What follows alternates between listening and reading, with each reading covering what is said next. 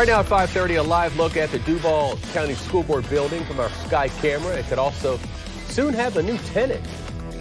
News4Jax has learned who is interested in buying the riverfront building that's currently the headquarters for the Duval County Public School System. It's part of a plan that's been considered for years to move the administrative offices to a smaller building and sell off that Southbank site. News4Jax reporter Joe McLean joining us live there now. Joe, the district received 16 bids for this project.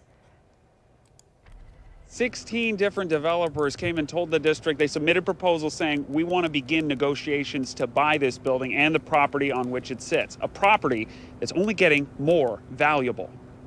Duval County school leaders have long considered packing up the 5-story, 122,000 square foot building on the Southbank, selling the property, and moving its administrative offices to a smaller, consolidated space.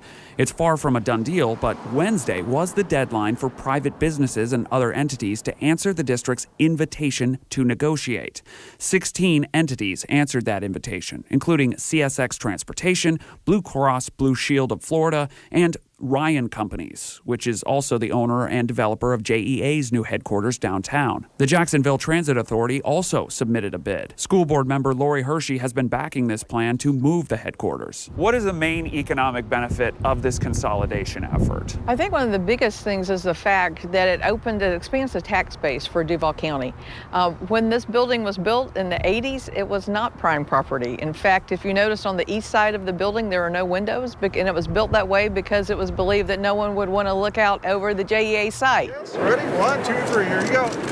But then, last May, ground was broken on a major development project right next door, River's Edge Life on the St. John's, which promises hotels, offices, apartments, a waterfront park, and more. That's why Hershey says the time is ripe for a move, as the value of the DCPS property has grown by millions. In 2014, the property was worth around $8.7 million, and last year it was assessed at over $11.1 million. And Hershey says that's expected to keep appreciating. It's only going to increase, and it's all about timing. Listen, people have talked about relocating the board office or said, why is the school board building on the waterfront for years, but it's the first time that any board's ever taken made a serious commitment to explore that opportunity.